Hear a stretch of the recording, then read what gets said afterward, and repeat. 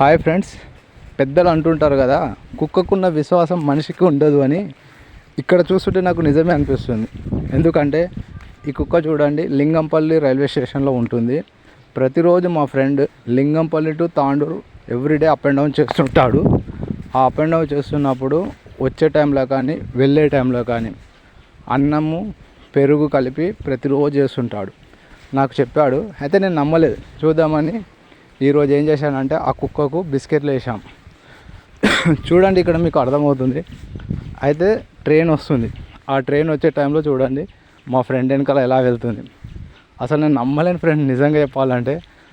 ఆ కుక్క ఏం చేసిందంటే ఎంతోమందిలో దాక్కున్నా కూడా మా ఫ్రెండ్ని వాసన పసిగట్టి గుర్తుపట్టి తన వెనకాల వెళ్తుంది. నిజంగా ఫ్రెండ్, నాకు చాలా ఆశ్చర్యం అనిపించింది కుక్కను చూసినప్పుడు. రియల్ హ్యాట్స్ ఆఫ్ ఈ కుక్కకు.